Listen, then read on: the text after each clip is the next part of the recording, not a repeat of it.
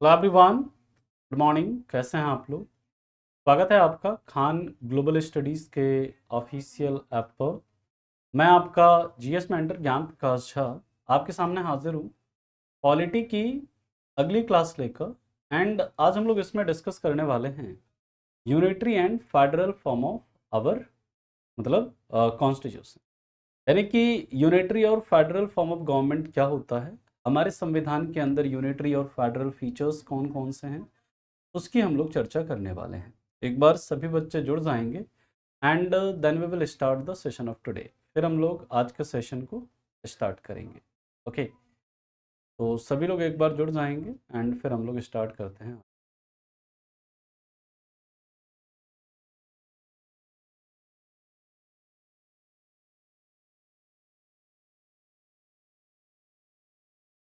Hello, good morning Swati. बाकी बच्चे भी एक बार जुड़ जाएंगे एंड फिर हम लोग करते हैं स्टार्ट। लास्ट क्लास में हम लोगों ने प्रेसिडेंशियल सिस्टम को कवर किया था। आज हम लोग उसमें कवर करेंगे पहले पार्लियामेंट्री सिस्टम, उसके फीचर्स, फिर उसके मेरिट्स एंड डिमेरिट्स देखेंगे और फिर हम लोग अगले मुद्दे पर मूव करेंगे। गुड मॉर्निंग अश्वनी, खुशी। चलिए तो स्टार्ट करते हैं हम लोग। नेक्स्ट है हमारा पार्लियामेंट्री सिस्टम। पार्लियामेंट्री सिस्टम या जिसे हम कहते हैं संसदीय प्रणाली। संसदीय प्रणाली। देखिए, जब हम संसदीय प्रणाली के सरकार की बात करते हैं, है ना, जब हम सरकार के संसदीय प्रणाली की बात करते हैं, ये जैसे हम लोगों ने पढ़ा कि लेजिस्लेटिव, एग्जीक्यूटिव एंड जुडिशियरी, ये सरकार के तीन ऑर्गन्स हैं। और जो प्रेसिडेंशियल सिस्टम था उसमें क्या था, स्ट्रिक्ट सेपरेशन था किसके किसके बीच में, लेजिस्लेटिव, एग्जीक्यूटिव और जुडिशियरी के बीच में। ठीक है। लेकिन जब हम बात करते हैं किसकी, पार्लियामेंट्री सिस्टम की, पार्लियामेंट्री सिस्टम में क्या होता है, ये किस पर आधारित है? याद रखिएगा, it is based on fusion of power, यानी ये शक्तियों के संलयन के सिद्धांत पर आधारित है ना? शक्तियों का जो संलयन होता है ना, फ्यूजन ऑफ पावर, उसके सिद्धांत पर आधारित है। यहां पर सेपरेशन ऑफ पावर मतलब है, लेकिन सिर्फ और सिर्फ किसके बीच में है, जुडिशियरी जो है ना, जुडिशियरी का पावर सिर्फ सेपरेट है। और हमारे संविधान में आर्टिकल 50 ये बात भी करता है किसकी, separation of judiciary from executive की। ठीक है, क्लियर? अब देखिए, यानी कि यहां पर अगर जो बात करते हैं हम लोग पार्लियामेंट्री सिस्टम की, तो इसमें क्या होता है, यानी कि यह किस पर आधारित है, याद रखिएगा, यह शक्तियों के संलयन के सिद्धांत पर आधारित है। संलयन के सिद्धांत पर आधारित है, यानी कि यहां पर जुडिशियरी तो इंडिपेंडेंट है, लेकिन इसमें क्या है, एग्जीक्यूटिव जो होता है, एग्जीक्यूटिव किसका पार्ट होता है, एग्जीक्यूटिव लेजिस्लेटिव का एक पार्ट होता है ना? हेलो दीपू, बंसी, रोहित, केसरी, है ना?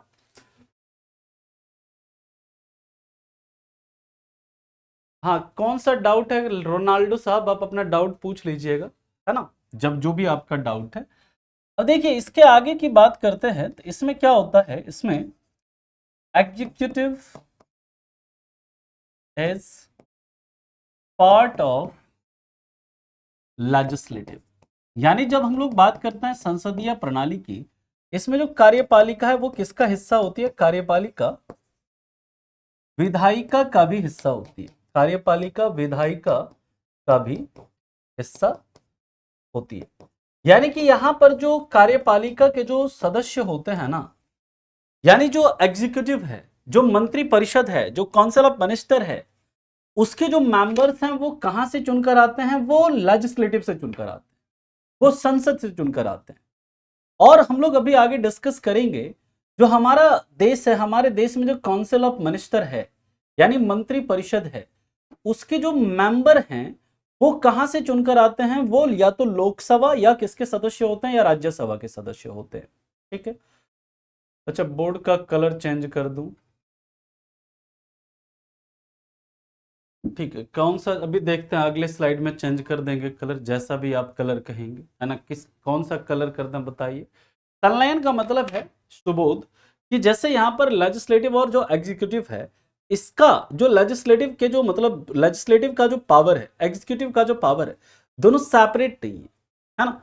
यहाँ पर जो एग्जीक्यूटिव के जो सदस्य हैं वो कहां से चुनकर आए हैं, लेजिस्लेटिव से ही चुनकर आ रहे हैं। यानी कि इसमें क्या है, जो एग्जीक्यूटिव है, executive is part of legislative, यानी जो एग्जीक्यूटिव है ना, उसके जो सदस्य कहां से चुनकर आ रहे हैं, वो विधायिका से चुनकर आ रहे हैं। इसका मतलब ये है, आया समझ में। यहां तक सभी बच्चों को क्लियर हुआ पहले, तो फिर हम लोग इसके आगे की बात करेंगे, ठीक है। पहले यहां तक आपको समझ आया, इसी को इसको किसी में कोई दिक्कत कोई परेशानी है तो बताइए। अभी ठीक है, ओके। मैं फिर से एक बार इसे समझा दे रहा हूं। जैसे हम लोगों ने पिछले क्लास में राष्ट्र अध्यक्षीय प्रणाली पढ़ी थी, प्रेसिडेंशियल सिस्टम पढ़ा था, उसमें आपको बताया था कि वहां पर जो सरकार के 3 ऑर्गन्स हैं, लेजिस्लेटिव यानी विधायिका, फिर एग्जीक्यूटिव कार्यपालिका, और जो जुडिशियरी न्यायपालिका, इस तीनों के बीच में शक्तियों का क्या होता है, विभाजन होता है, ठीक है। लेकिन जब हम बात करते हैं दोस्तों संसदीय प्रणाली की, तो संसदीय प्रणाली में क्या होता है, ये शक्तियों का पूरा विभाजन नहीं होता। यहां पर जुडिशियरी इंडिपेंडेंट रहती है, लेकिन यहां पर क्या है, जो कार्यपालिका होती है ना, वो कार्यपालिका किसका एक हिस्सा होती है, विधायिका का एक हिस्सा होती है। क्योंकि इस पार्लियामेंट्री सिस्टम में जो मंत्री परिषद, एग्जीक्यूटिव यानी जो मंत्री परिषद है, उसके सदस्य कहां से चुनकर आते हैं, तो वो संसद से चुनकर आते हैं। हमारे देश में भी मंत्री बनने के लिए क्या है कि अगर आप किसी भी हाउस के मेंबर नहीं हैं तो आप मंत्री बन सकते हैं, लेकिन आपको 6 महीने के अंदर अंदर लोकसभा या राज्यसभा का सदस्य बनना पड़ेगा, है ना। लोकसभा या राज्यसभा का क्या बनना पड़ेगा, सदस्य बनना पड़ेगा। इस चीज को आप याद रखेंगे। क्लियर है यहां तक, किसी को कोई समस्या कोई परेशानी। चलिए अब हम लोग बात करते हैं दोस्तों, इसके बाद जो अगला हमारा मुद्दा है इसमें, ये जब हम लोग दोस्तों बात करते हैं पार्लियामेंट्री सिस्टम की, यहां तक सभी ने नोट कर लिया है। अच्छा, इसका पहला लेक्चर नहीं चल रहा है तो मैं उसको मतलब करवाता हूं, ठीक करवा देता हूं उसको। रोनाल्डो साहब, इसमें हम लोग फीचर नहीं पढ़ रहे हैं, इसमें हम लोग पढ़ रहे हैं कि प्रेसिडेंशियल और पार्लियामेंट्री सिस्टम जो है उसके बीच में क्या अंतर है। अध्यक्षीय प्रणाली में सरकार के जो अंग, तीनों अंग होते हैं, उनमें उनकी शक्तियां विभाजित होती है। वहां पर नाम मात्र का प्रधान और वास्तविक प्रधान दोनों कौन होते हैं, दोनों राष्ट्रपति ही होते हैं। लेकिन जो संसदीय प्रणाली होती है ना sir, that's means legislative is necessary to be part of executive. Yes, जो मतलब देखिए, लेजिस्लेटिव नहीं, एग्जीक्यूटिव जो है ना, executive is necessary to be part of legislative, है ना। Executive is necessary to be part of legislative, ऐसा होगा इसमें। क्लियर। चलिए अब हम लोग बात करते हैं इसके आगे, अगले पॉइंट की तरफ चलते हैं। तो देखिए ये क्या कहता है, पार्लियामेंट्री सिस्टम में यहां पर जो दीजूरे हेड होता है, दीजूरे हेड, दीजूरे हेड का मतलब क्या, नॉमिनल हेड। नॉमिनल हेड का मतलब क्या, नाम मात्र का प्रधान, है ना। यहां पर जो नाम मात्र का प्रधान होगा, नाम मात्र का प्रधान इसमें कौन होते हैं, इसमें राष्ट्रपति होते हैं, यानी कि प्रेसिडेंट होते हैं। प्रेसिडेंट यानी राष्ट्रपति, यानी कि इसमें जितने भी एग्जीक्यूटिव निर्णय लिए जाएंगे वो किसके नाम से लिए जाएंगे, वो राष्ट्रपति के नाम से लिए जाएंगे। जितने भी एग्जीक्यूटिव डिसीजन लिए जाएंगे वो किसके नाम से, राष्ट्रपति के नाम से लिए जाएंगे। लेकिन ऐसे सिस्टम में जो रियल हेड होता है, रियल हेड या फिर जिसे हम कहते हैं de facto head, de facto head या फिर जिसे हम कहते हैं रियल हेड, रियल हेड यानी वास्तविक प्रधान। वास्तविक प्रधान कौन होता है इसमें, इसमें जो वास्तविक प्रधान होते हैं वो कौन होता है दोस्तों, याद रखिएगा, काउंसिल ऑफ मिनिस्टर या फिर मंत्री परिषद। कौन होता है, काउंसिल ऑफ मिनिस्टर या फिर मंत्री परिषद। और इस मंत्री परिषद के अध्यक्ष कौन होते हैं, मंत्री परिषद के अध्यक्ष कौन होता है, प्राइम मिनिस्टर। तो और आप यहां पर यह भी कह सकते हैं कि यहां पर जो वास्तविक प्रधान होते हैं वो कौन होते हैं, प्राइम मिनिस्टर होते हैं, यानी कि पीएम होते हैं। क्योंकि यही पीएम जो है, यही प्राइम मिनिस्टर जो है, वो किसके हेड हैं, मंत्री परिषद के हेड हैं। क्लियर है यहां पर। हाँ, इसमें इसमें अनामिका जी जब पार्लियामेंट्री सिस्टम की बात करते हैं, यहां पर जो सेपरेशन ऑफ पावर सिर्फ और सिर्फ किसके लिए होता है? जुडिशियरी के लिए होता है। क्लियर है? क्वेश्चन हम लोग करेंगे, क्वेश्चन हम लोग यूट्यूब पर करते हैं, है ना? यूट्यूब पर जो क्वेश्चन होता है ना, थर्सडे फ्राइडे सैटरडे होता है, और यहां पर भी जब हम टॉपिक कंप्लीट करेंगे तो यहां पर भी आपसे क्वेश्चन करवाऊंगा, है ना? यहां पर भी आपको क्वेश्चन करवाएंगे, चिंता मत करिए। ठीक है बिट्टू? सोल्जर अरिजीत सिंह जी, बस 5 मिनट, आप 10 मिनट का वेट करिए, 10 मिनट के बाद आपको चीजें समझ में आएंगी, क्योंकि आपने अभी स्टार्ट किया है क्लास को, इसलिए आपको समझ में नहीं आ रहा है। लेकिन जैसे ये टॉपिक पार्लियामेंट्री सिस्टम फिनिश हो जाने दीजिए, फिर हम जब नए टॉपिक को स्टार्ट करेंगे यूनिटरी एंड फेडरल फीचर्स, तो आपको सारी चीजें समझ में आएगी। आपको अरविंद क्या समझ में नहीं आया ये आप बताइए, इतना आप लोग लिखिए, फिर चलते हैं इसके आगे। हम लोग पार्लियामेंट्री सिस्टम के फीचर्स की बात करेंगे, पार्लियामेंट्री सिस्टम के क्या क्या फीचर्स हैं। यूट्यूब की क्लास का टाइमिंग है 12:30 से 1:30 के बीच होता है। ठीक है, यहां तक किसी को कोई दिक्कत है तो बताइए।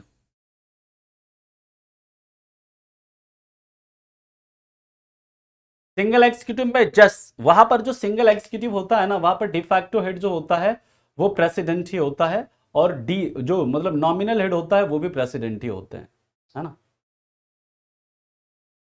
दोनों में से देखिए, दोनों की अलग अलग विशेषताएं हैं, दोनों की अलग अलग क्या है, खामियां हैं, दोनों का हम लोग मेरिट और डिमेरिट देखेंगे अभी, है ना? दोनों का मेरिट और डिमेरिट हम लोग देखेंगे यहां पर। ठीक है, अरविंद आपको क्या समझ में नहीं आ रहा, आप लोग ये बताइए।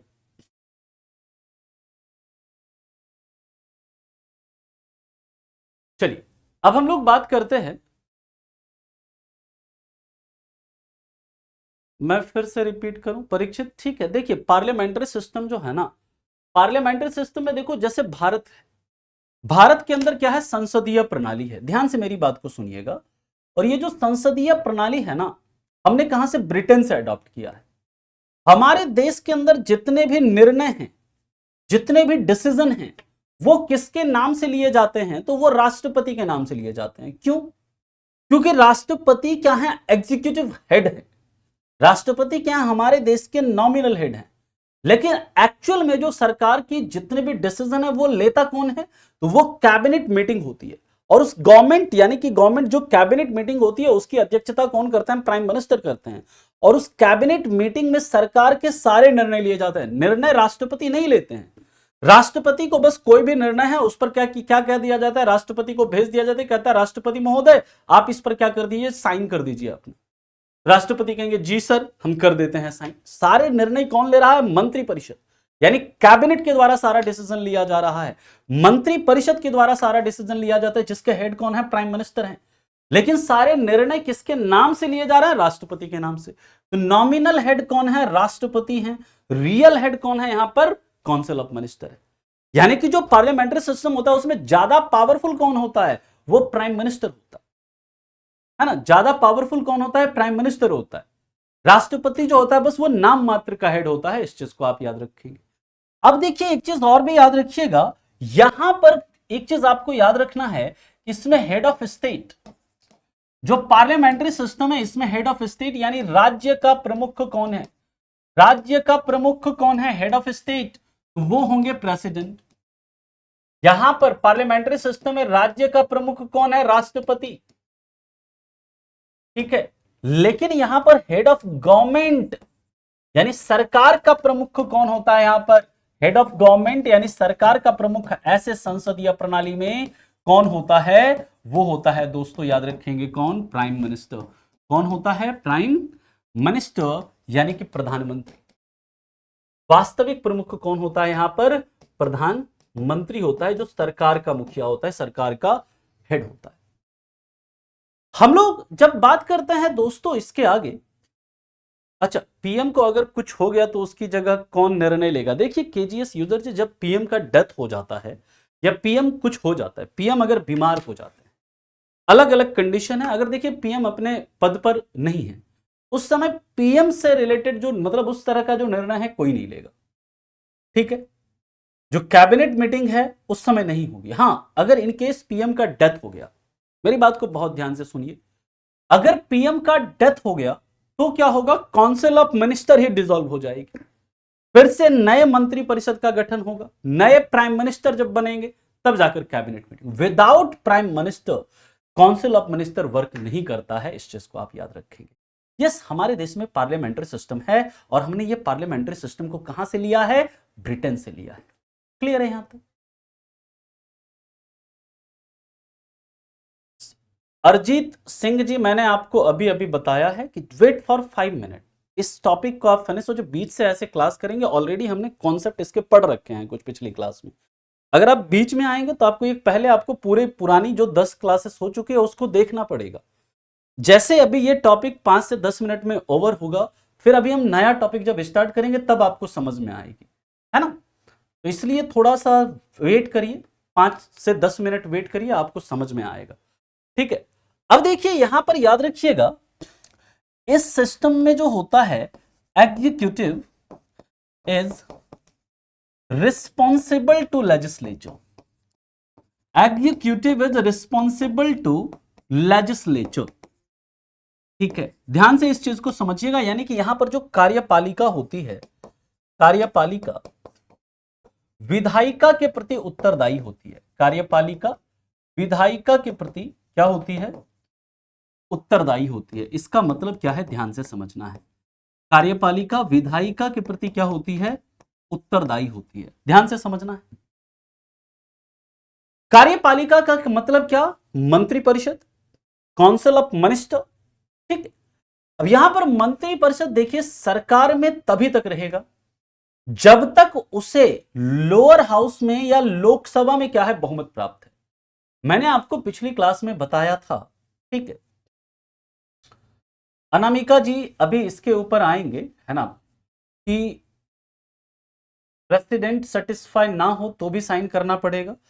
प्रेसिडेंट के वीटो पावर्स होते हैं, है ना, वीटो पावर्स में प्रेसिडेंट अगर सेटिस्फाई नहीं हो किसी भी अगर बिल पे, तो वो उसमें क्या कर सकते हैं, वीटो पावर का यूज कर सकते हैं, वीटो लगा सकते हैं, है ना। लेकिन हमारे संविधान में कहा गया है आर्टिकल 53 के अंदर कि प्रेसिडेंट जो है वो अपने जितने भी कार्यकारी निर्णय लेंगे वो मंत्री परिषद की सलाह से लेंगे, वो मंत्री परिषद की सलाह को एक बार पुनर्विचार के लिए वापस भेज सकते हैं, है ना।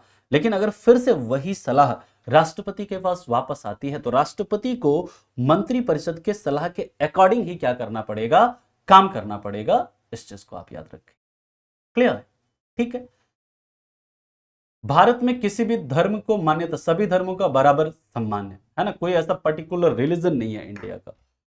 ठीक है, हम लोग अब बात करते हैं यहां पर इसका मतलब क्या है, executive is responsible to legislature. आप इतना लिख लीजिए, फिर चलते हैं इसके आगे, हम लोग बात करते हैं इसका अर्थ क्या होता है ना। ठीक है, अभी हम इसकी बात करेंगे। इंडिया को वीटो पावर नहीं है ना सर, परीक्षित जी, बिल्कुल राष्ट्रपति के पास वीटो पावर है इंडिया में, है ना। पॉकेट वीटो यूज करे बाबू, सौरभ राठौर जी, है ना, जस्ट थोड़ा वेट करो ना। पॉकेट वीटो कर सकते हैं, पॉकेट वीटो का क्या मतलब है अभी हम लोग समझेंगे इसे। राष्ट्रपति पर जब जाएंगे तो पॉकेट वीटो का मतलब क्या होता है, किसी भी बिल को डिले करना, है ना, किसी भी बिल को डिले करना। बिल्कुल कर सकते हैं राष्ट्रपति का अगर मन करे तो किसी बिल पर, 2 बिल को छोड़ करके, है ना। याद रखिएगा, मतलब जो आपका एक होता है मतलब संविधान संशोधन विधेयक जो है ना, संविधान संशोधन विधेयक जो है उसको छोड़ करके, ठीक है, और एक संविधान संशोधन विधेयक जो है उसको छोड़ करके क्या होता है, राष्ट्रपति पॉकेट वीटो का यूज कर सकते हैं। इस चीज को आप याद रखिए। पॉकेट वीटो का मतलब क्या होता है हम लोग बात करेंगे। पॉकेट वीटो का मतलब होता है किसी भी बिल को क्या करना, डिले करना, उस पर सहमति नहीं देना, पॉकेट में रख लेना, मतलब देंगे सहमति, पूछेंगे राष्ट्रपति जी इस पर दे दीजिए ना, साइन कर दीजिए, रुको करेंगे, थोड़ा सा वेट करो, करेंगे इस पर साइन, मतलब डिले कर रहे हैं। ठीक है, जो राष्ट्रपति, जहां पर अध्यक्षीय प्रणाली है वहां पर ऐसा होता है प्रताप। इंडिया में क्या है, इंडिया में पार्लियामेंट्री सिस्टम है।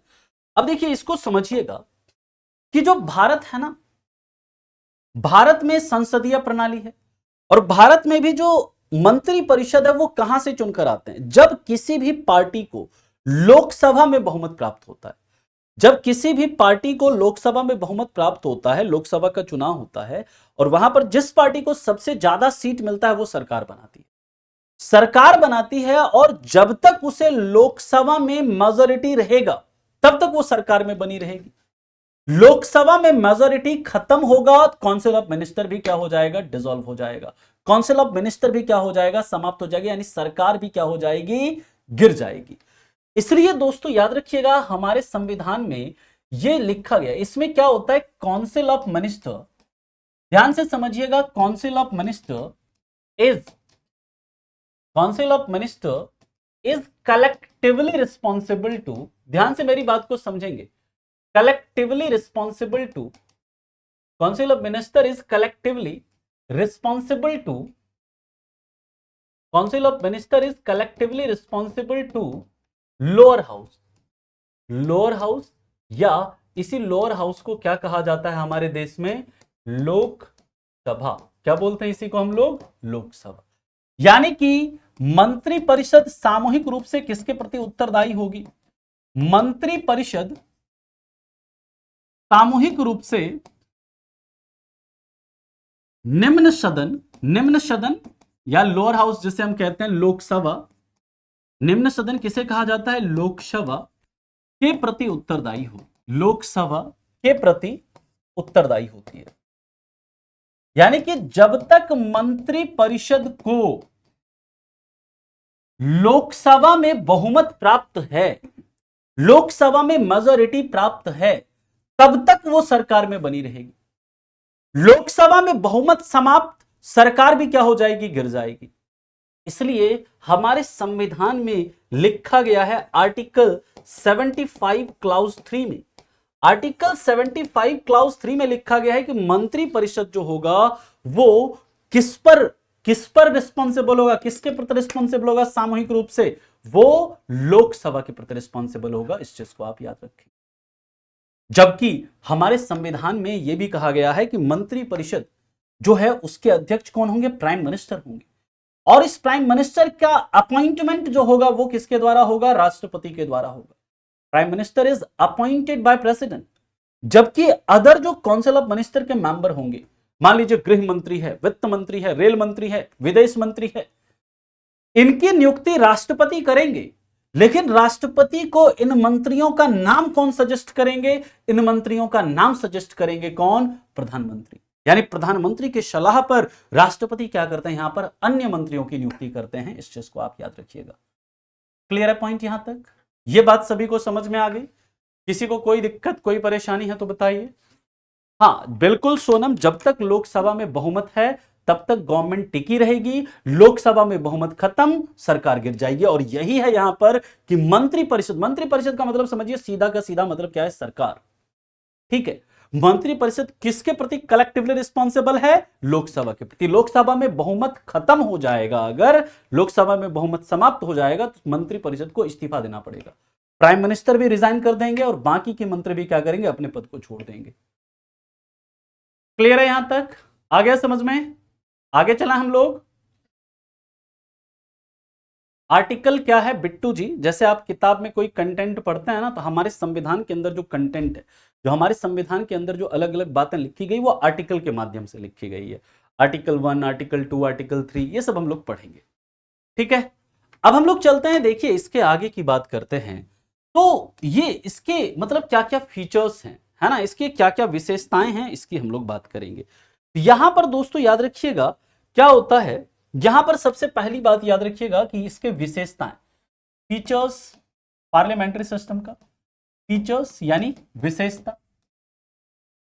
तो इसका पहला फीचर तो याद रखिएगा कि यहां पर जो होता है मेजॉरिटी पार्टी रूल होता है।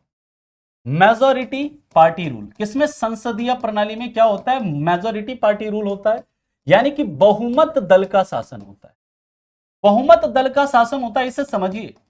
यानी कि इसका मतलब क्या है, जिस भी पार्टी को लोअर हाउस में, लोकसभा में मेजॉरिटी मिलेगी, जिस भी पार्टी को लोअर हाउस में या लोकसभा में मेजॉरिटी मिलेगी, वही पार्टी सरकार बनाएगी। चाहे वो पार्टी बीजेपी हो, चाहे वो पार्टी कांग्रेस हो, चाहे वो पार्टी कोई भी। आप पिछले चुनाव में 2014 में जब चुनाव हुआ तो लोकसभा के चुनाव में बीजेपी को लोगों ने क्या किया, वोट किया। बीजेपी मेजॉरिटी पार्टी के रूप में उभर कर आई और फिर बीजेपी ने क्या किया, अपना गवर्नमेंट बनाया, किसके लीडरशिप में, under prime ministership of Narendra Damodar Das Modi. फिर 2019 का चुनाव हुआ लोकसभा का, तो उसमें भी लोगों ने किसे सपोर्ट किया? बीजेपी को वोट दिया, और बीजेपी मेजॉरिटी पार्टी के रूप में उभर कर आई। लोकसभा में उसने 50% से ज्यादा सीटें जीती, तो उसने फिर से गवर्नमेंट फॉर्म किया और फिर से प्राइम मिनिस्टर नरेंद्र मोदी के प्राइम मिनिस्टरशिप में फिर से गवर्नमेंट फॉर्म हुआ। अब 2024 का इलेक्शन होगा, मान लीजिए इसमें फिर से अगर बीजेपी को ही क्या मिलता है? मेजॉरिटी मिलता है लोकसभा में, तो फिर से बीजेपी ही क्या करेगी? गवर्नमेंट फॉर्म करेगी। आप मन में सवाल उठेगा, सर क्या फिर से नरेंद्र मोदी ही प्राइम मिनिस्टर बनेंगे या कोई और भी प्राइम मिनिस्टर बन सकते हैं? तो दोस्तों ये डिपेंड करता है, बीजेपी के जो मतलब लीडर्स होंगे वो डिसाइड करेंगे कि हमारी तरफ से अगला प्राइम मिनिस्टर कौन बनेगा।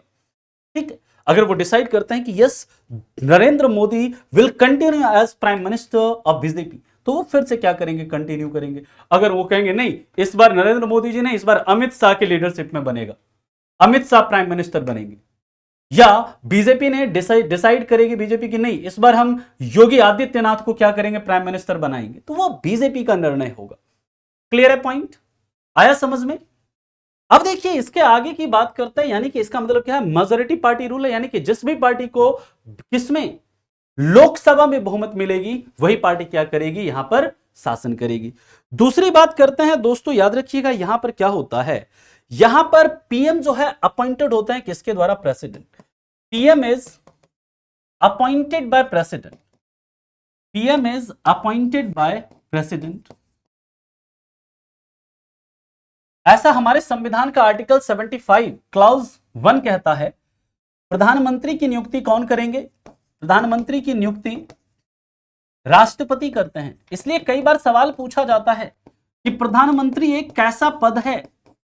इलेक्टेड है, नॉमिनेटेड है, अपॉइंटेड है, सेलेक्टेड है? तो याद रखिएगा प्राइम मिनिस्टर एक कैसा पद है? इट इज अपॉइंटेड पोस्ट, और इसकी अपॉइंटमेंट, इसकी नियुक्ति किसके द्वारा की जाती है? राष्ट्रपति के द्वारा की जाती है।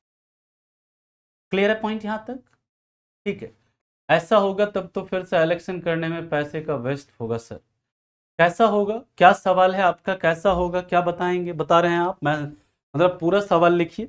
अब देखिए इसके आगे की बात करते हैं, यहां पर जो है अदर मिनिस्टर जो होते हैं, इसमें अदर मिनिस्टर ध्यान से समझिएगा, other minister are appointed by president, other minister are appointed by president, other minister are appointed by president on advice of PM।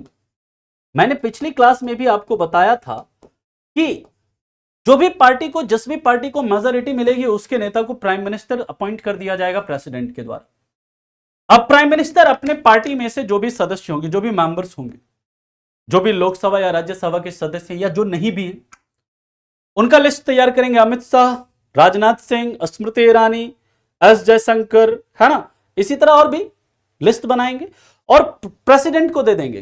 President महोदय आप इन व्यक्तियों को क्या कर दीजिए? मिनिस्टर अपॉइंट कर दीजिए। कहेंगे जी मालिक कर दिया। अब वो सभी लिस्ट एक ऐसे ही कई लोगों का लिस्ट दे देंगे। ये प्रधानमंत्री के ऊपर डिपेंड करता है कि वो 40 लोगों का लिस्ट देते हैं, 30 लोगों का लिस्ट देते हैं, 50 लोगों का लिस्ट देते हैं, और उन लिस्ट को दे दिया जाएगा राष्ट्रपति को और कहा जाएगा कि इन लोगों को आपने क्या अपॉइंट करना है? मंत्री अपॉइंट करना है। अब इनके बीच में जो विभागों का बंटवारा है, इनके बीच में जो पोर्टफोलियो का अलॉटमेंट होगा कि किसको विदेश मंत्री बनाना है, किसको रेल मंत्री बनाना है, किसको वित्त मंत्री बनाना है, किसको गृह मंत्री बनाना है, यह हमारे ऊपर निर्भर करेगा। हम इनके बीच में क्या करेंगे? डिपार्टमेंट को क्या करेंगे? बांटेंगे। ठीक है, क्लियर है पॉइंट यहां तक? तो यहां पर दोस्तों जब हम बात करते हैं तो अदर मिनिस्टर, अन्य मंत्रियों की नियुक्ति, अन्य मंत्रियों की नियुक्ति इसमें किसके द्वारा होती है? अन्य मंत्रियों की नियुक्ति, अन्य मंत्रियों की नियुक्ति प्रधानमंत्री के सलाह पर कौन करते हैं? प्रधानमंत्री के सलाह पर, पीएम के सलाह पर कौन करते हैं? राष्ट्रपति करते हैं। पीएम के सलाह पर कौन करते हैं? राष्ट्रपति करते हैं। ये सब पॉइंट आप लोग लिखिएगा, यहां से सवाल बनते हैं। पीएम के सलाह पर कौन करते हैं? राष्ट्रपति करते हैं। ठीक है, क्लियर है? राष्ट्रपति एंड पीएम में बड़ा कौन होता है? देखिए अगर नाम मात्र से अगर हम देखें, नॉमिनल हेड देखें तो राष्ट्रपति बड़े हैं, लेकिन निर्णय लेने के रूप में देखें तो प्रधानमंत्री ज्यादा पावरफुल है ना? क्लियर है? ऐसे अगर संवैधानिक रूप से देखें तो राष्ट्रपति का पद बड़ा है, ठीक है। अगर हम क्रोनोलॉजी के हिसाब से देखें तो राष्ट्रपति सबसे बड़ा पद है भारत का, लेकिन अगर शक्तियों के हिसाब से देखा जाए तो शक्तियां सबसे ज्यादा किसके पास है? प्रधानमंत्री के पास है, ठीक है, क्लियर। आर्टिकल 76 और नॉट 76 में तो अटॉर्नी जनरल ऑफ इंडिया, वो हम बाद में बात करेंगे, अभी वहां कहां जा रहे हो तुम। यहां तक किसी को कोई दिक्कत है, परेशानी है तो बताएं, ठीक है। चलिए अब हम लोग इसके आगे की बात करते हैं। यहां पर याद रखिएगा, ये जो चौथा जो है ना इसका फीचर, यहां पर क्या है? कलेक्टिव रिस्पॉन्सिबिलिटी है। Collective responsibility, collective responsibility to the lower house या टू द लोकसभा, है ना। लोकसभा के प्रति क्या है? सामूहिक उत्तरदायित्व होती है इसमें, लोकसभा के प्रति सामूहिक उत्तरदायित्व है। लोकसभा के प्रति क्या है? यहां पर सामूहिक उत्तरदायित्व है। इस चीज को भी आप याद रखेंगे, ये भी इसका एक फीचर है, ये भी क्या है? इसका एक फीचर है। अच्छा, मेरी पिछली क्लास नहीं चल रही है तो मैं अभी बात करके उसको ना चलवाता हूं, है ना। राहुल खुंती जी, उसको मैं चलवाता हूं, ठीक है। एक नंबर फिर से बताएं, ठीक है। देखिए एक नंबर, पहला नंबर मैंने लिखा है majority party rule. Majority party rule का मतलब क्या? जैसे अभी लोकसभा का चुनाव होगा 2024 में, उसमें जिस भी पार्टी को सबसे ज्यादा सीट मिलेगी लोकसभा में, मतलब जिस भी पार्टी को, मतलब मोर देन 50%, जैसे मान लीजिए लोकसभा है उसमें 543 सीट है वर्तमान में, जिस भी पार्टी को इसका 50% से एक भी सीट ज्यादा मिलेगा तो वो क्या करेगी? गवर्नमेंट बनाएगी, है ना। 50% से ज्यादा सीट जिस भी पार्टी को मिलेगा 543 में से, यानी कि आपका 272 प्लस 1 यानी कि कितना? 273। यानी कि जब लोकसभा का चुनाव होगा और उसमें जिस भी पार्टी को 273 सीट मिलेगी वो क्या करेगी? गवर्नमेंट फॉर्म करेगी। अब आपके मन में मान लीजिए सवाल उठता है कि सर अगर मां किसी भी पार्टी को मेजोरिटी ना मिले, ना तो बीजेपी को मिला, ना कांग्रेस को मिला, ना आपको मिला, तो उस समय क्या सरकार बनेगी या उस समय सरकार नहीं बनेगी? तो देखिए जब भी ऐसा होता है ना, जब भी किसी भी पार्टी को मेजोरिटी नहीं मिलती है, उस समय क्या होता है कि कई छोटी छोटी पार्टियां मिल जाती है एक साथ और वो क्या करती है? मेजोरिटी सिक्योर करती है। मान लीजिए जैसे कि इस बार चुनाव हुआ, ध्यान से समझना, बीजेपी है इसको मिल गया 250 सीट, ठीक है, यानी ये 273 होना चाहिए, इतना है नहीं है। इंडियन नेशनल कांग्रेस है, इसके पास है 200 सीट, इसके पास भी मेजोरिटी है, नहीं है। इसी तरह मान लीजिए कि आरजेडी है ना, इसको मिल गया मान लीजिए 25 सीट। इसी तरह मान लीजिए टीएमसी है, तृणमूल कांग्रेस है, इसको मिल गया 25 सीट। इसी तरह मान लीजिए जनता दल यूनाइटेड है, इसको मिल गया 15 सीट, है ना। इसी तरह मान लीजिए कि आपका समाजवादी पार्टी है, इसको मिल गया 15 सीट, है ना। इसी तरह मान लीजिए एआईएडीएमके है, इसको मिल गया 10 सीट। यहां पर किसी को मेजोरिटी देखना नहीं है। इस कंडीशन में क्या होता है? इस कंडीशन में कैसे सरकार बनेगा? यहां पर देखिए बीजेपी अगर क्या करे, बीजेपी जाए और क्या कहे, इससे जाकर किसको? इस आरजेडी वाले से, ऐसा करो तुम हमें सपोर्ट कर दो गवर्नमेंट में, हम ना क्या करेंगे 5 मंत्री तुम्हें दे देंगे, मैन मंत्री मिनिस्टर दे देंगे तुमको, गृह मंत्रालय तुम ले लेना, वित्त मंत्रालय तुम ले लेना, रेल मंत्रालय तुम ले लेना, कृषि मंत्रालय तुम ले लेना, जो बड़े बड़े मंत्रालय पद है मैं तुम्हें दे दूंगा। ठीक है, मैं आपको सपोर्ट कर देता हूं। यानी कि फिर क्या होगा? बीजेपी और आरजेडी मिल जाएगी और ये क्या करेगी? 275 सीट सिक्योर, यानी 273 से ज्यादा हो गया, ये सरकार बना लेगी। अब मान लीजिए आरजेडी कहे कि हम आपको सपोर्ट नहीं करेंगे, तो ये किसी और पार्टी के पास जाएगी, है ना। ये कहेगी, ये इनके पास जाएगी, मान लीजिए इन दोनों से बात करेगी, भाई ऐसा करो हमें सपोर्ट कर दो और सरकार हमारे साथ मिलकर बनाओ, हम तुम्हें मंत्री पद देंगे।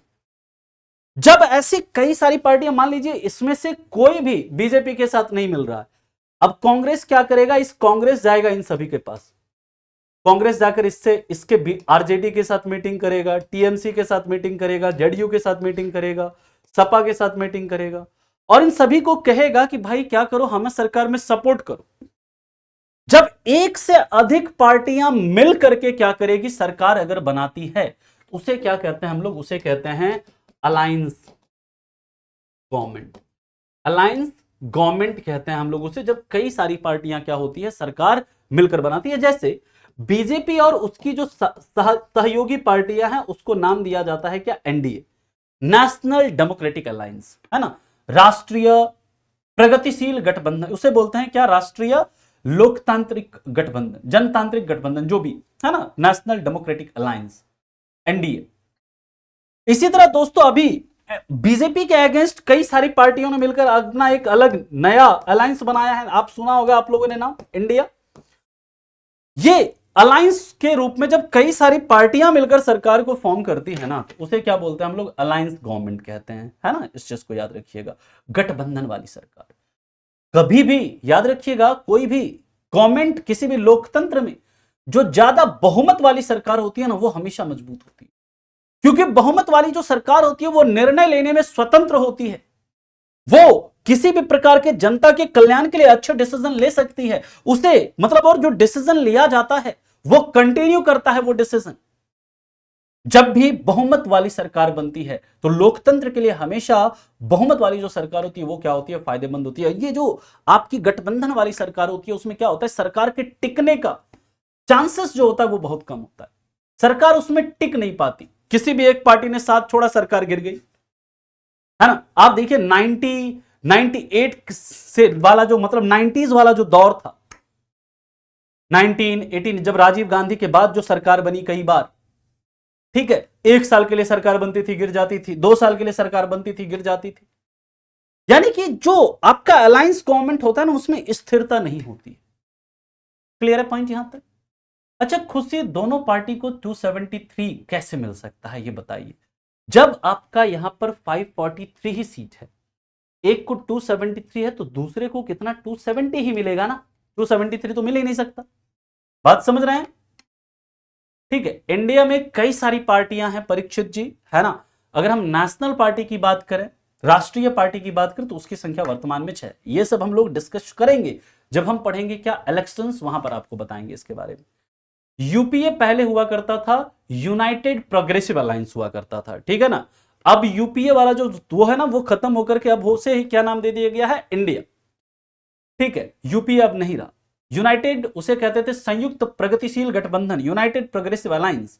एनडीए है नेशनल डेमोक्रेटिक अलायंस, है ना, राष्ट्रीय जनतांत्रिक गठबंधन, है ना, राष्ट्रीय जनतांत्रिक गठबंधन या राजग बोलते हैं इसे हम लोग, ठीक है। बिल्कुल अलायंस गवर्नमेंट होगा तो उसमें भ्रष्टाचार क्या होगा, ज्यादा होगा। हर छोटी छोटी पार्टियों को खुश रखने के लिए जिसको 5 भी सीटें ना उसको भी कहा जाएगा भैया तुमको रेल मंत्री मिनिस्ट्री दे देंगे, वो जम के करप्शन करा लेकिन उसके खिलाफ कोई एक्शन नहीं लिया जाएगा। क्यों उसको सरकार को बचाए रखना है, ठीक है। आप याद करिए 2009 से 14 वाला जो दौर था, उस दौरान कितने घोटाले हुए देश में, 2G घोटाला, कोल घोटाला, या अलग अलग तरह के घोटाले बाहर आए। क्योंकि वो जो सरकार थी कैसी थी, अलायंस वाली सरकार थी, ठीक है। क्लियर हो गया सभी को, ये क्या होता है मेजॉरिटी पार्टी, ठीक है। हाँ बिल्कुल कर सकती है ना विनोद जी। देखिए हर चीज का क्या होता है, मेरिट होता है और डिमेरिट भी होता है, लेकिन अगर हम ज्यादा अच्छा कहें लोकतंत्र के लिए तो बहुमत वाली सरकार जो है वो ज्यादा अच्छी सरकार होती है, ठीक है। नेक्स्ट अब हम लोग बात करते हैं इसके आगे। तो अगला देखिए यहां पर क्या होता है, अब इसके अंदर की बात करें तो इसके अंदर क्या क्या विशेषताएं हैं, है ना। विशेषताओं की बात करें तो इसका जो मतलब मेरिट है, मेरिट्स की बात करें यानी इसके क्या क्या गुण हैं, संसदीय प्रणाली के क्या क्या गुण हैं, मेरिट्स इसके क्या क्या। तो सबसे पहला मेरिट याद रखिएगा, यहां पर पॉलिटिकल होमोजेनिटी होती है, पॉलिटिकल होमोजेनिटी। पॉलिटिकल होमोजेनिटी का मतलब क्या होता है, राजनीतिक समरूपता इसे बोलते हैं, राजनीतिक समरूपता। राजनीतिक समरूपता का मतलब क्या है, एक ही विचारधारा वाले लोग सरकार में शामिल होते हैं। जैसे बीजेपी है, बीजेपी के साथ अगर कोई पार्टी जुड़कर आ रही है इसका मतलब क्या, वो बीजेपी की विचारधारा से सहमत है। जो भी सरकार में है, अगर बीजेपी ने किसी पार्टी के साथ अलायंस किया और सरकार बनाया, किसी पार्टी को अपने साथ रखा है, इसका मतलब उस पार्टी की विचारधारा भी बीजेपी की विचारधारा से सहमत है ना। तो यानी कि ऐसी जो सरकार होती है ना, पार्लियामेंट्री सिस्टम, उसमें क्या होता है कि राजनीतिक समरूपता पाई जाती है, यानी कि विचारधारा समान होती है इसमें सरकार के अंदर जो लोग होते हैं उनका। क्लियर है। दूसरी बात करें राज्यसभा का कैसे चुनाव होता है अरविंद, जब हम लोग अभी आएंगे राज्यसभा में तो वहां पर बात करेंगे लेकिन सामान्य रूप से आप एक लाइन में समझ लीजिए, राज्यसभा के सदस्यों का जो निर्वाचन होता है वो राज्य के विधानसभा के जो निर्वाचित सदस्य होते हैं वो अप्रत्यक्ष निर्वाचन के द्वारा उनको चुनते हैं, है ना। पूरा प्रोसेस जब हम राज्यसभा पे आएंगे तो बात करेंगे आपके साथ, है ना। ठीक है, अब देखिए इसके आगे की बात करें, दूसरा इसका क्या मेरिट है, तो दूसरा दोस्तों इसका जो मेरिट है याद रखिएगा, यहां पर क्या होता है, दूसरा मेरिट इसका याद रखिएगा कि बेटर कोऑर्डिनेशन होता है किसके किसके बीच, better coordination between executive and legislative, better coordination between executive and legislative, यानी कि विधायिका और कार्यपालिका के बीच, विधायिका समझिएगा अभी इसको, विधायिका और कार्यपालिका के बीच अच्छा या बेहतर सामंजस्य, कार्यपालिका के बीच बेहतर सामंजस्य होता है, बेहतर सामंजस्य होता है, ठीक है, बेटर कोऑर्डिनेशन होता है। क्यों बेटर कोऑर्डिनेशन है, क्योंकि भैया एग्जीक्यूटिव में जो लोग हैं वो कहां से चुनकर आए हैं, वो विधायिका से चुनकर आए, यानी कि वो विधायिका के भी सदस्य हैं, वो लोकसभा और राज्यसभा के भी सदस्य हैं जो यहां पर कार्यपालिका में मंत्रिपरिषद में जो लोग शामिल हैं। इसलिए यहां पर एग्जीक्यूटिव और लेजिस्लेटिव के बीच में क्या होता है, बेहतर सामंजस्य होता है। इस चीज को आप याद रखिएगा। क्लियर है ये सभी को, यहां तक सभी को समझ में आया। अब इसके बाद तीसरा अगर हम लोग गुण देखें, थर्ड प्रॉपर्टी जो है इसकी क्या है, तीसरे प्रॉपर्टी की अगर हम लोग बात करें, ध्यान से समझिएगा, यहां पर क्या होती है, सरकार के अंदर क्या होती है, रिस्पॉन्सिबिलिटी होती है, रिस्पॉन्सिबिलिटी होती है, रिस्पॉन्सिबिलिटी यानी कि उत्तरदायित्व होती है, यानी कि ये सरकार जो है ना ये लोगों के प्रति उत्तरदायी होगी। अगर ये सरकार उत्तरदायी नहीं होती है, मान लीजिए कि अगली बार बीजेपी चुनकर आए, मेरी बात को बहुत ध्यान से सुनिएगा, और भारतीय जनता पार्टी चुनकर आती है और ये बहुत ही कड़े कड़े निर्णय ले लेती है जो कि लोगों के हित में नहीं होता, मतलब कि कोई भी गवर्नमेंट जॉब नहीं निकाले, कोई भी इंफ्रास्ट्रक्चर पर डेवलपमेंट नहीं करे, किसानों के लिए कोई काम नहीं करे, गरीबी दूर करने के लिए कोई कार्य नहीं करे, सरकार ज्यादा से ज्यादा निजीकरण पर जोर दे दे, जितने भी पब्लिक सरकारी कंपनियां उसको बेच दे। मान लीजिए अगली बार सरकार में ऐसे बीजेपी आए और ऐसा करे, तो क्या ये लोग अगली बार जब चुनाव होगा क्या बीजेपी को चुनकर देंगे, बीजेपी को वोट करेंगे, कहेंगे नहीं, I am not going to vote for BJP because this party, this government doesn't take any decision in favour of people of या इन फेवर ऑफ सिटीजन, यानी कि सरकार ने सिटीजन नागरिकों के हित के लिए कोई निर्णय ही नहीं लिया, सरकार ने बस ऐसे मतलब बिना किसी मनमाना डिसीजन लिया है यहां पर। तो क्या आप उस सरकार को वोट करेंगे, नहीं करेंगे। अगर जनता के प्रति उत्तरदायी नहीं होगी सरकार तो वो अगली बार जनता उसको चुनकर नहीं भेजेगी। क्लियर है पॉइंट। तो ऐसे सरकार में क्या होता है, ऐसे सरकार में रिस्पॉन्सिबिलिटी होती है, सरकार को रिस्पॉन्सिबल होना पड़ता है, सरकार को जवाब देना पड़ता है। कहां पर, लोकसभा के अंदर, राज्यसभा के अंदर, संसद के अंदर, कि अगर आपने ऐसे डिसीजन लिए तो कैसे लिए।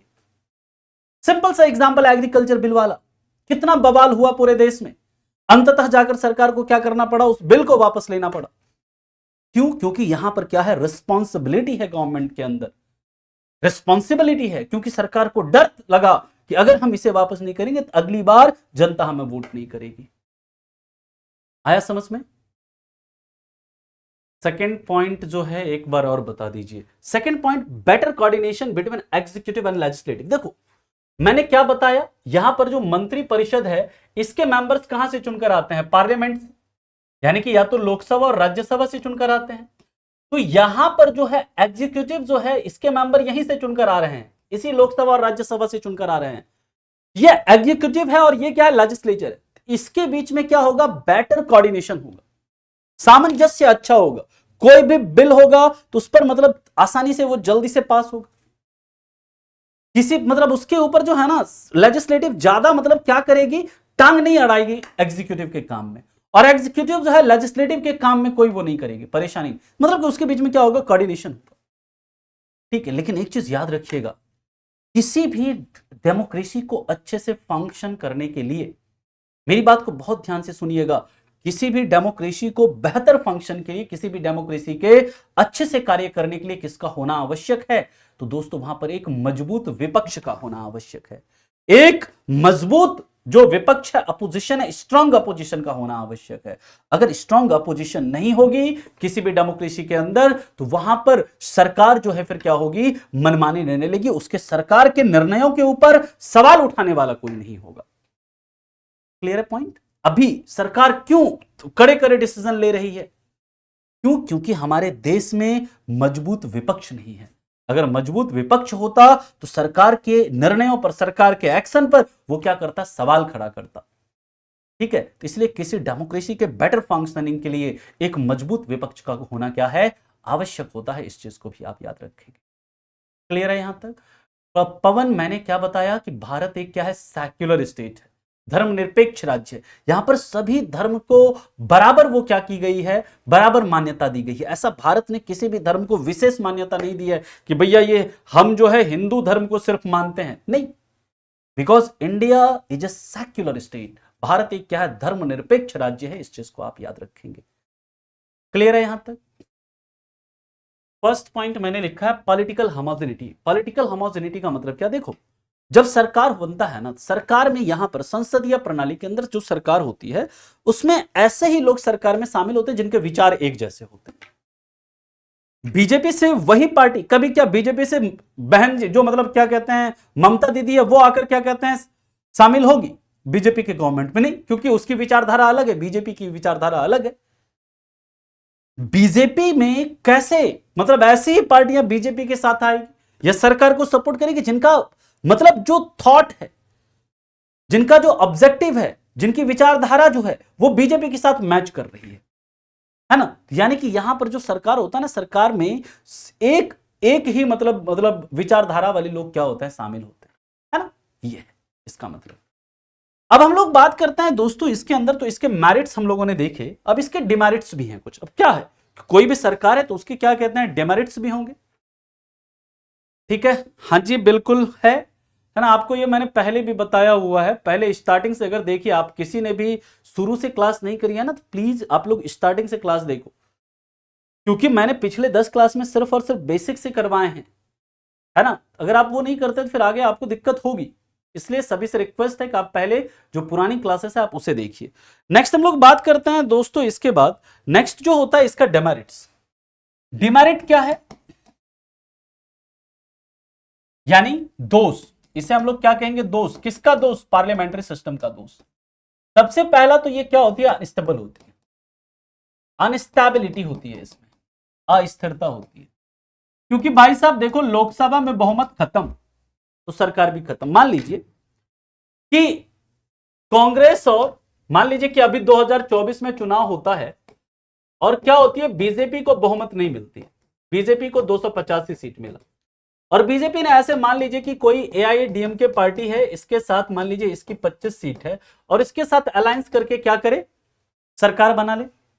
ठीक, अब ये मान लीजिए एआईएडीएमके सरकार को मतलब सरकार सपोर्ट किया है सरकार को केंद्र में। अब ये सरकार पर दबाव डाले कि भाई साहब ये जो मतलब ये कावेरी रिवर डिस्प्यूट है ना, जो कावेरी नदी जल विवाद है, इसमें सारा का सारा पानी हमें दे दीजिए, है ना? बैंगलोर जो कर्नाटक वगैरह उसको मत दो, सारा का सारा पानी हमें चाहिए इसका, नहीं तो हम क्या करेंगे? सरकार से हम सपोर्ट खींच लेंगे। ये तो गलत है ना, कि मतलब आप अपने बेनिफिट के लिए सरकार के ऊपर क्या करेंगे? प्रेशर डालेंगे। और होता है ऐसा। जब मनमोहन सिंह की सरकार थी तो कई सारी छोटी पार्टियां, आपको मैं आगे बताऊंगा ऐसी कई सारी स्टोरीज, मनमोहन सिंह के ऊपर प्रेशर डाला किसने? साउथ के सरकार गवर्नमेंट ने, कि आप श्रीलंका में जाकर किसी भी इसमें पार्टिसिपेट नहीं करेंगे, है ना? आप श्रीलंका जाएंगे और वहां पर अगर आप जाकर पार्टिसिपेट करेंगे तो हम आपसे क्या करेंगे? आपसे सपोर्ट खींच लेंगे, हम आपका सपोर्ट ही नहीं करेंगे। मनमोहन सिंह की सरकार जब थी 2009 से 14 के बीच में अलायंस गवर्नमेंट थी, तो मनमोहन सिंह को मजबूरन नहीं जाना पड़ा, नहीं गए वो श्रीलंका उसमें, क्योंकि उनको धमकाया गया कि कहेंगे अगर आप जाएंगे तो हम सपोर्ट खींच लेंगे, सरकार ही नहीं रहेगी आपकी। तो ऐसे जब किया जाता है, मान लीजिए ये एआईडीएमके क्या करे, सपोर्ट खींच ले, सरकार गिर जाएगी। क्लियर है पॉइंट। तो ऐसा जो गवर्नमेंट होता है ना, जहां पर पार्लियामेंट्री फॉर्म ऑफ जो गवर्नमेंट होता है, वहां पर जब तक बहुमत है तभी तक आप सरकार में, यानी कि इनस्टेबिलिटी बनी रहती है सरकार में, सरकार जो होता है अनस्टेबल होता है। क्लियर है यहां तक। इसके बाद की बात करेंगे, दूसरा यहां पर जो होता है दोस्तों, ये इसे कहता है government by immature, government by immature. Government by mature का मतलब क्या, यहां पर एक्सपर्ट लोग नहीं होते हैं गवर्नमेंट में। जैसे मैंने आपको बताया कि अमेरिका जो है, वहां पर जो पोटस है, वहां का जो एग्जीक्यूटिव है, वहां पर क्या होता है, गवर्नमेंट में एक्सपर्ट लोग शामिल होते हैं, जो सरकार के जो मतलब सरकार के अंदर जो मंत्री होते हैं वो उस फील्ड के एक्सपर्ट होते हैं। लेकिन भारत में ऐसा है नहीं। भारत में मंत्री बनने के लिए क्या कोई शैक्षणिक योग्यता है? नहीं। भारत में जो मंत्री है वो किसके उस पर बनाया जाता है, प्रधानमंत्री को लगेगा हाँ ये आदमी हमारा ठीक है हमारे लिए, उसको क्या कर दिया जाएगा, मिनिस्टर बना दिया जाएगा। उसके अंदर योग्यता हो नहीं हो, इसके लिए कोई हमारे संविधान में कोई ऐसा प्रावधान नहीं है। इसलिए जो संसदीय प्रणाली होती है ना, संसदीय प्रणाली के अंदर जो सरकार होती है उसे कहा जाता है गवर्नमेंट बाय इमैच्योर्स कहा जाता है ना, क्योंकि यहां पर एक्सपर्ट लोग नहीं होते हैं गवर्नमेंट में, इस चीज को आप याद रखें। क्लियर है यहां तक? हाँ डेफिनेटली ले सकती है सौरभ, क्यों नहीं ले सकती है, बिल्कुल ले सकती है, यही तो काम करती है ना। अब देखते नहीं, कभी किसी स्टेट में सरकार गिरा देना, किसी स्टेट में सरकार बना देना, है ना। ऐसा नहीं है प्रतीक, है ना, मैंने क्या बताया, हर चीज के कुछ पॉजिटिव्स भी होते हैं, कुछ नेगेटिव्स भी होते हैं। आप किसी भी चीज का पॉजिटिव और नेगेटिव दोनों देखिए, सिर्फ नेगेटिव नहीं या सिर्फ पॉजिटिव नहीं, दोनों ही चीजें आपको देखनी चाहिए। बिकॉज आपको हमेशा क्या रहना है, आपको ये न्यूट्रल रहना है आपको किसी, क्योंकि you are going to become an officer, आप अधिकारी बनने वाले हो। आपका जो मतलब थॉट है ना, वो किसी भी पार्टी के पक्ष में या किसी भी पार्टी के विपक्ष में नहीं होना चाहिए।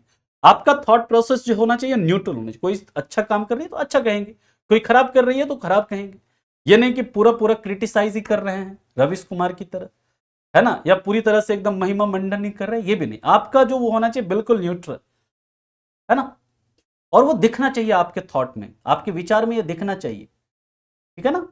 क्योंकि जब आप एसएसबी वगैरह देंगे तो आपकी इस चीज को पढ़ा जाएगा वहां पर, कहीं ये मतलब किसी के प्रति ज्यादा मतलब लीनियंट तो नहीं है ना, या किसी के प्रति ज्यादा क्रिटिक तो नहीं है ये, है ना। इस तरह की विचारधारा आपकी नहीं होनी चाहिए। हाँ नॉर्मल आदमी है, नॉर्मल पीपल हैं, वो कह रहे हैं ऐसा तो ठीक है चलेगा, लेकिन आप मतलब देश के मतलब सबसे कहता है ना, मतलब जो एलिगेंट सर्विसेज जो होती हैं उसमें आप जाना चाह रहे हैं, देश की सेवा करने के लिए जा रहे हैं, है ना। चलिए खैर, यहां पर इसके बाद की बात करें तो यहां पर तीसरा जो इसका वो होता है, no continuance, no continuity of policies. यानी कि यहां पर जो पॉलिसीज होता है ना उसका कंटिन्यूएशन नहीं होता है, क्योंकि सरकार ही गिर जाएगी तो वो दूसरी सरकार दूसरी पॉलिसी ला सकती है, उस पॉलिसी को समाप्त कर दे जो आपने पिछली पॉलिसी बनाई है ना। मान लीजिए अभी जैसे बीजेपी की सरकार है, अलग अलग पॉलिसी बना रही है, और हो सकता है 2024 में दूसरी सरकार आ जाए, मान लेते हैं, तो वो सरकार अगर कहे कि ये बीजेपी की ये पॉलिसी अच्छी नहीं है, ये पॉलिसी नहीं अच्छी है, इसे हटाओ इसे हटाओ, है ना। तो यहां पर क्या होता है, इस सिस्टम में कंटिन्यूस जो कंटिन्यूटी ऑफ पॉलिसी होती है वो जो है यहां पर क्या होती है, नहीं होती है। इस चीज को आप याद रखिएगा। क्लियर है, तो ये भी आपका क्या है, एक इसका दोष है। तो ये हमने देखा पार्लियामेंट्री सिस्टम जो है उसके क्या क्या गुण हैं और उसके क्या क्या दोष हैं। नहीं ऐसा संवैधानिक प्रावधान नहीं है हमारे देश में, तो नहीं हो सकता ऐसा पंकज, ठीक है। सर ब्रिटेन का लिखित संविधान है, यस अजीत, हिंदी में आप लिख सकते हैं इसे, इमैच्योर का मतलब लिख सकते हैं कि मतलब असमझ की सरकार, यानी कि इनके पास ज्यादा समझ नहीं होती है, एक्सपर्ट नहीं होते हैं ये, है ना। नो कंटिन्यूटी ऑफ पॉलिसी, योजना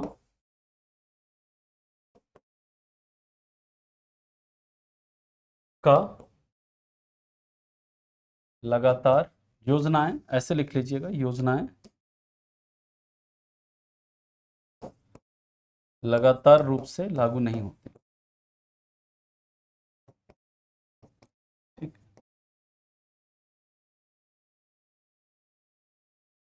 क्लियर है। अनुभवहीन, हाँ अनुभवहीन भी कह सकते हैं, अपरिपक्व भी कह सकते हैं, है ना। ये अपने देखिए, आप लोगों को इतना हिंदी तो पता ही होगा, है ना, कि अपने हिंदी खुद से आप लिख सकते हो। आप इसे अपरिपक्व लिख सकते हैं, अनुभवहीन लिख सकते हैं, है ना, असमझ लिख सकते हैं, नासमझ लिख सकते हैं, है ना। यहां तक किसी को कोई दिक्कत है, परेशानी है तो बताइए। अब देखिए, आज तो हमने पार्लियामेंट्री सिस्टम को क्या किया, मैंने फिनिश कर दिया है। अब आगे की जो क्लास है, नेक्स्ट क्लास में हम लोग पढ़ेंगे federalism, federal provisions, federal form of क्या होता है गवर्नमेंट, और यूनिटरी फॉर्म ऑफ गवर्नमेंट क्या होता है। फेडरलिज्म यानी संघवाद का अर्थ क्या होता है, एकात्मकता का क्या अर्थ होता है, यूनिटरी का मतलब क्या होता है, भारत का जो संविधान है वो कैसा है, अगर भारत के संविधान को क्वाजी फेडरल कहा जाता है तो क्यों कहा जाता है, और भारत के संविधान को क्वाजी फेडरल किसने कहा था। पहली बात कि भारत का जो संविधान है वो अर्धसंघ है। सर एक बार प्लीज लास्ट क्लास वाला इशू सॉल्व कर देना, डेफिनेटली मैं अभी बात करूंगा उनसे, है ना, और उसको ठीक करवाता हूं डेफिनेटली। अनामिका जी बिल्कुल करेंगे प्रयास। किसी को कोई दिक्कत यहां तक है तो बताइए, फिर हम इसके आगे जो नेक्स्ट क्लास में आगे के मुद्दे को कंटिन्यू करेंगे। फेडरल एंड यूनिटरी प्रोविजन हम लोग पढ़ेंगे, बहुत इंपॉर्टेंट है वो, है ना, बहुत इंपॉर्टेंट है, बहुत महत्वपूर्ण है ना, जिसकी बात हम लोग करेंगे कल की क्लास में। प्रेसिडेंट का कार्यकाल कितना होता है हमारे देश में? प्रेसिडेंट का जो कार्यकाल है प्रताप मेहरा जी, वो 5 साल का होता है। हमारे देश में राष्ट्रपति का जो कार्यकाल है वो 5 साल का होता है। ठीक है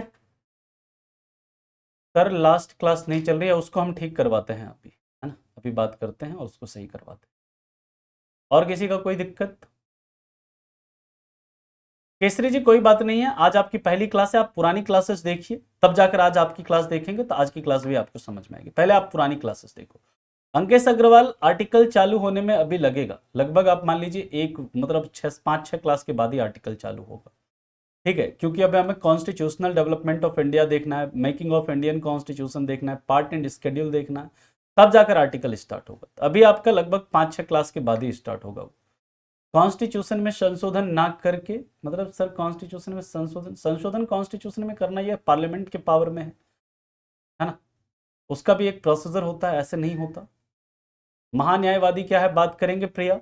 अटॉर्नी जनरल ऑफ इंडिया, इसका गठन होता है आर्टिकल 76 के तहत।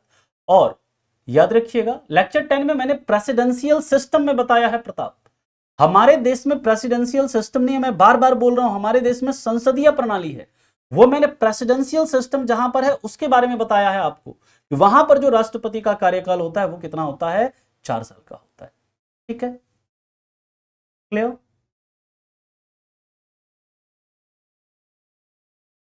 हाँ वो भी पढ़ाते हैं दिलीप जी। ठीक है,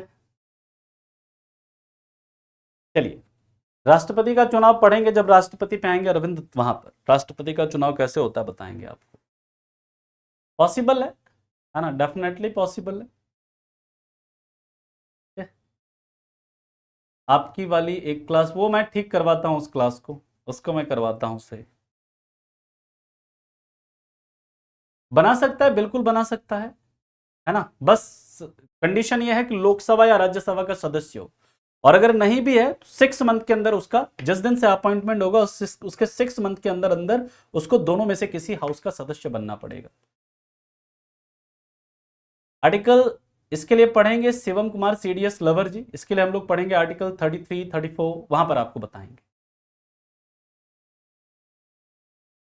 बहुत बढ़िया Dilip, very good. Mayank, theory of separation of power कैसे वर्क करता है ना, वहां पर देखो लेजिस्लेटिव, एग्जीक्यूटिव और जुडिशियरी तीनों क्या होता है, अलग अलग अपना काम करती है, तीनों के सेपरेट वर्क होते हैं, तीनों के काम में कोई भी इंटरफेयर नहीं करता। ठीक है, हाँ हो गया है संतोष जी, है ना, 105वां भी हो गया है ना। सदस्य ना बना तो उसको इस्तीफा देना पड़ेगा, 6 महीने के अंदर अगर वो मेंबर नहीं बनता है तो उसे रिजाइन करना पड़ेगा। सैडो क्या होता है, सैडो मतलब कैबिनेट, उसकी बात करेंगे राणा वसुदेव, जब हम काउंसिल ऑफ मिनिस्टर पढ़ेंगे तब। सैडो प्राइम मिनिस्टर होता है, शैडो मिनिस्टर होता है। ये प्रणाली है कहां पर? ब्रिटेन में। इसको हम लोग डिस्कस करेंगे। जैसे रूलिंग पार्टी होती है ना, रूलिंग पार्टी जैसे जैसे अपना मंत्री बनाती है, उसी तरह जो अपोजिशन है वो भी अपना shadow prime minister, shadow minister बनाती है, ताकि वो रूलिंग पार्टी के वर्क को क्या कर सके? देख सके, उस पर मतलब नजर रख सके। ठीक है, चलिए तो मिलते हैं फिर आपसे हम कल की क्लास में। कल की क्लास में इसके आगे के मुद्दों को कंटिन्यू करते हैं। तब तक के लिए आप लोगों का धन्यवाद। Thank you so much, bye, take care and have a good day. Thank you.